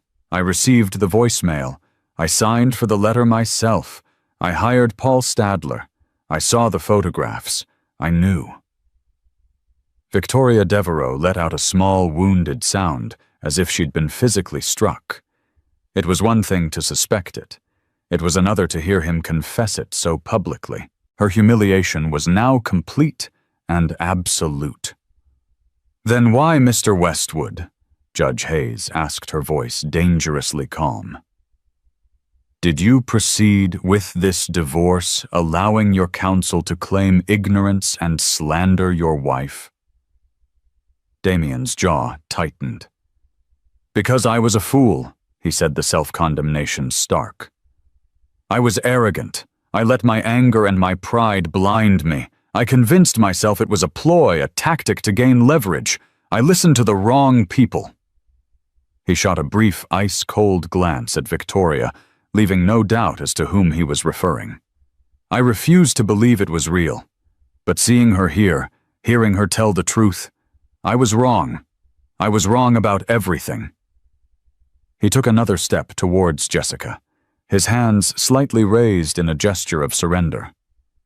"Jess," he said, his voice now thick with an emotion she hadn't heard in years, "I am sorry. What I have put you through is unforgivable." The courtroom was utterly still. This was no longer a legal proceeding. It was a confession, a raw public unraveling. Brenda Walsh, sensing a monumental shift, rose slowly. "Your Honor, in light of Mr. Westwood's testimony, which directly corroborates my client's account, But Damien wasn't finished. He held up a hand, and the sheer force of his will silenced even her. He looked at Judge Hayes, a new fierce determination in his eyes. "Your Honor," he declared, his voice ringing with conviction, "I am withdrawing my petition for divorce. I do not want to end my marriage." He then turned to face the entire room, a king reclaiming his kingdom. His next words were not for the judge or for Jessica, but for the record, for the future. And for the sake of absolute clarity, let me state this for the court and for posterity. I, Damien Westwood, am the father of my wife's child. I acknowledge my paternity fully and without reservation. He paused, taking a deep breath, and looked directly at Jessica, a strange, almost awed expression on his face. He seemed to be seeing her, truly seeing her for the first time in years. Then came the twist that no one, not even Jessica, could have predicted. Furthermore, Damien continued, a slight, incredulous smile touching his lips, I want to correct the record on one final point. My wife and I are not expecting a child. A wave of confusion washed over the room. Finch looked like he was about to have an aneurysm. Was Damien recanting? Was this some kind of bizarre breakdown? Damien's smile grew wider as he looked at Jessica's stunned face. We are expecting children, he announced, his voice filled with a sudden booming joy. Plural. My wife Jessica is pregnant with our twin sons. The bombshell landed with a deafening silence. Jessica's hand flew to her mouth, her eyes wide with shock. How could he possibly know that it was a secret she and her doctor had only confirmed a week ago? A detail she had been holding back, a private joy in her sea of troubles.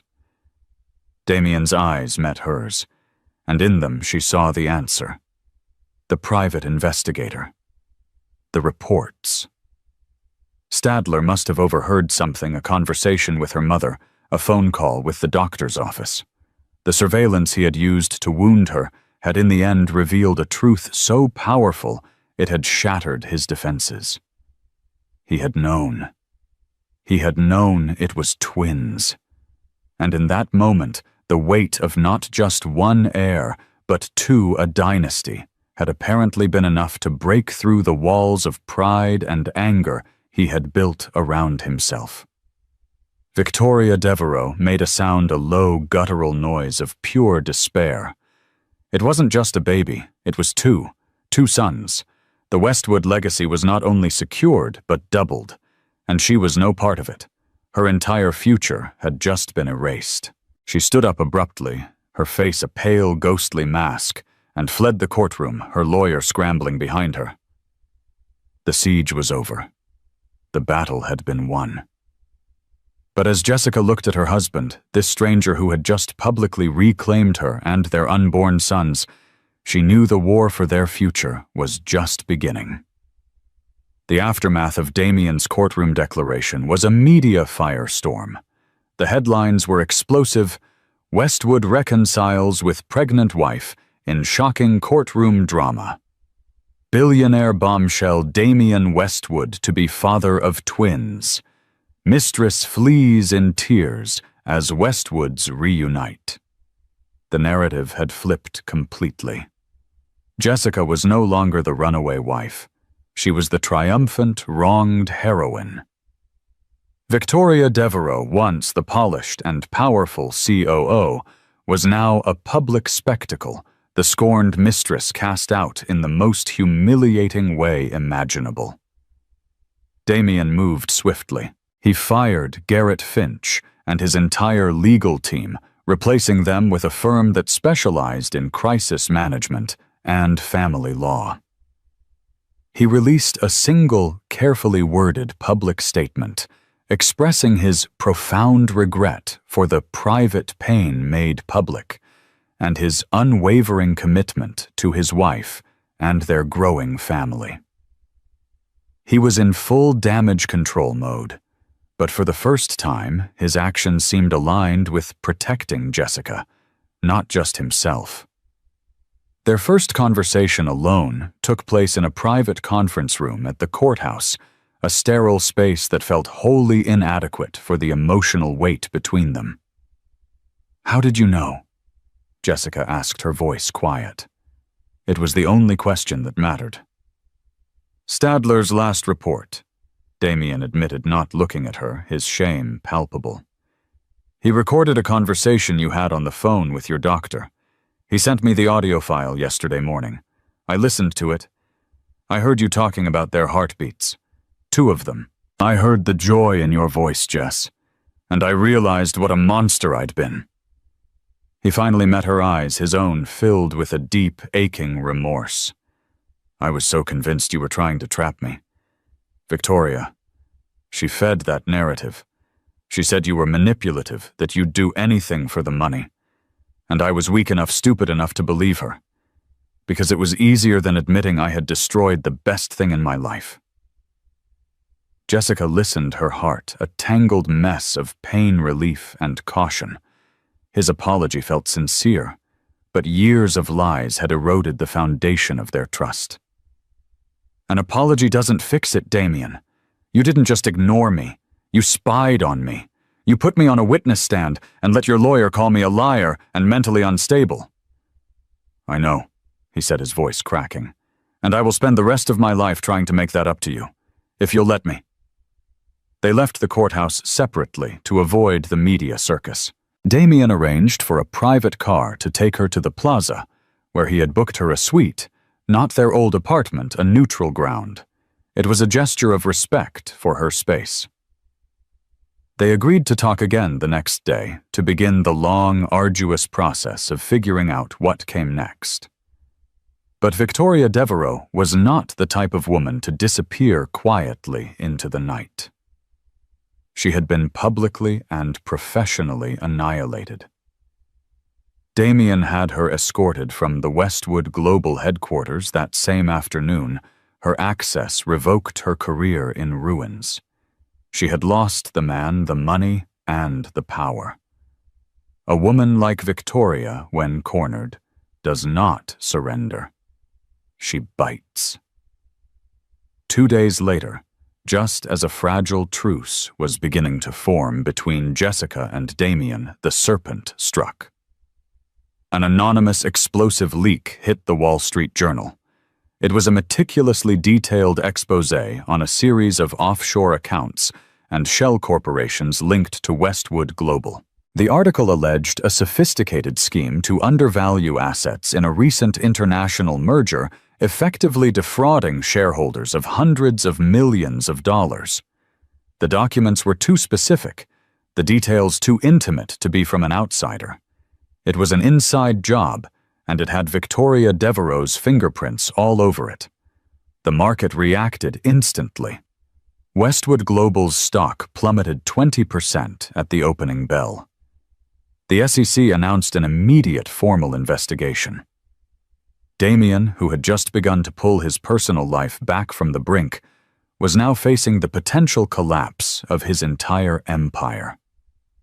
He was in his office, a war room of lawyers and PR executives, when Jessica walked in. She had seen the news, and she knew with absolute certainty who was responsible. "It was her," Jessica said, not as a question, but as a statement. Damien looked up, his face grim, aged 10 years in a single day. "She was my COO for 4 years. She knew where every skeleton was buried because she helped me bury some of them." He gestured to a mountain of files on his conference table.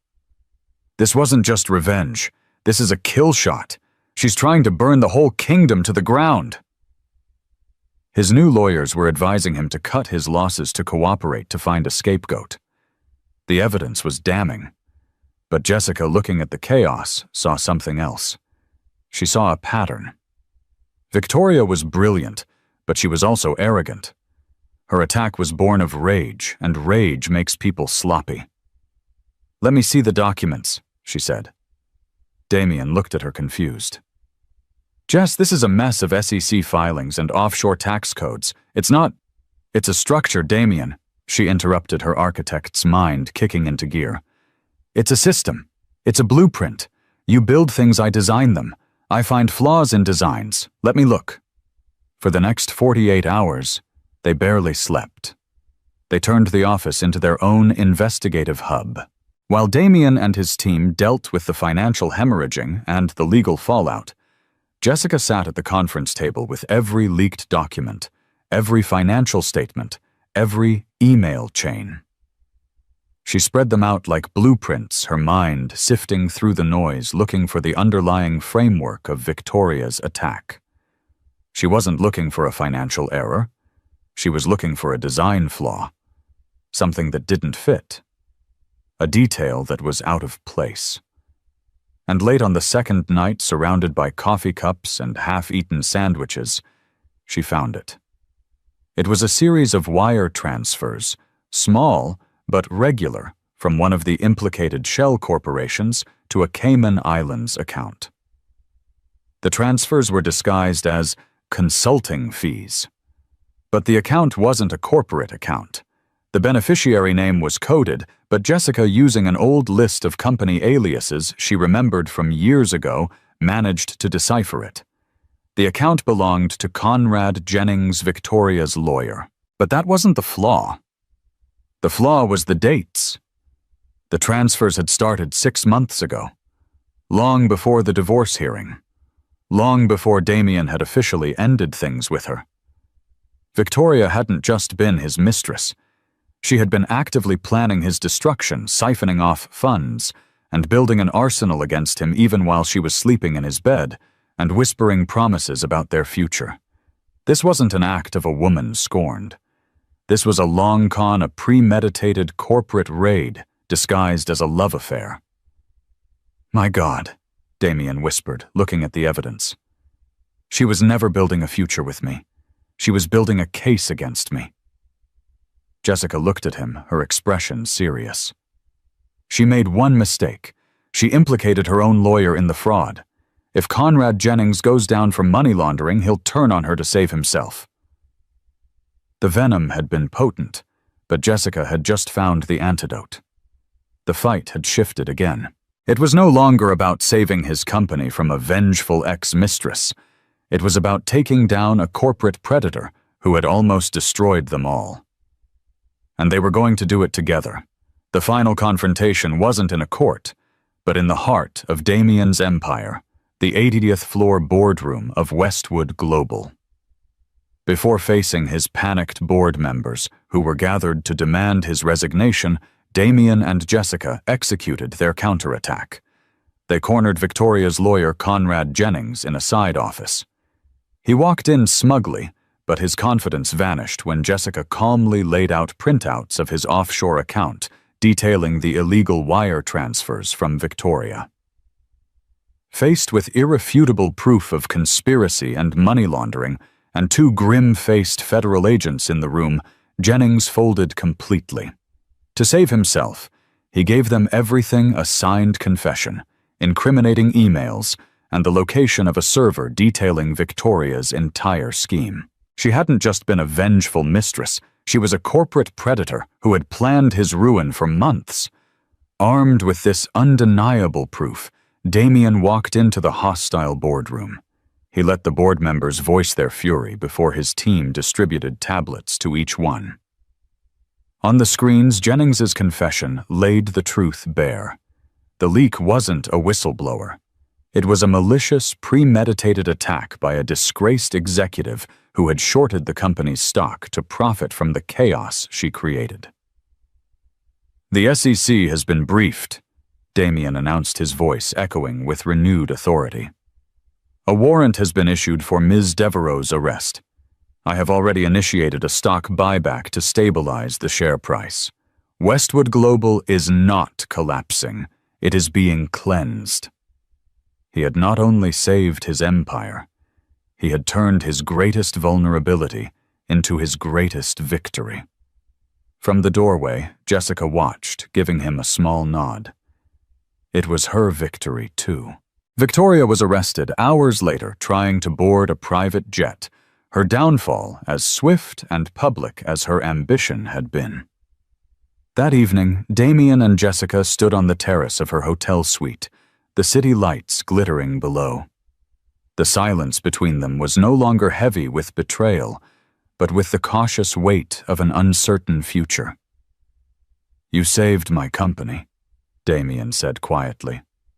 "We saved it," she corrected him, her hand resting on her belly. "And it's not what's important. This is." He finally looked at her, his remorse raw and undisguised.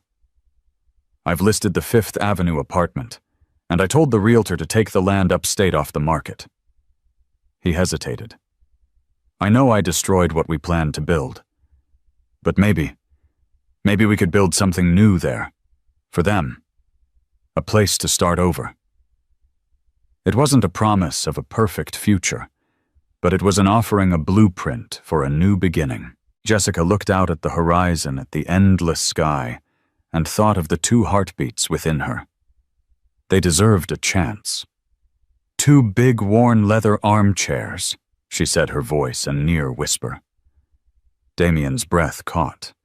He looked at her, his heart aching with a fragile hope. "In the library," she clarified, a tiny, watery smile gracing her lips. "With a fireplace. That's where we would start." He smiled back, a genuine smile she hadn't seen in years. It wasn't forgiveness, not yet, but it was an agreement. The first brick laid on a new foundation on a path they might just learn to walk together. And so a story that began with a quiet act of betrayal in a Manhattan high-rise ended not with a dramatic courtroom victory, but with a quiet promise on a hotel balcony. Jessica Peterson didn't win back her husband with a single grand gesture. She reclaimed her life, her power, and her future through strength, intelligence, and an unwavering commitment to the children she was carrying. Damien Westwood learned that his empire was worthless without a foundation of trust and family. Their story is a powerful reminder that the deepest betrayals often come from those closest to us, but also that true strength isn't about avoiding the fall. It's about how you choose to rebuild from the ashes. What do you think will happen to them? Can a trust that has been so completely shattered ever be fully restored? Will Damien truly change, or will the pressures of his world pull them apart again? Let us know your thoughts in the comments below. If this story moved you, please give this video a like. Share it with someone who loves a story of resilience, and be sure to subscribe to our channel for more real-life dramas that you won't want to miss. Click that notification bell so you never miss an update.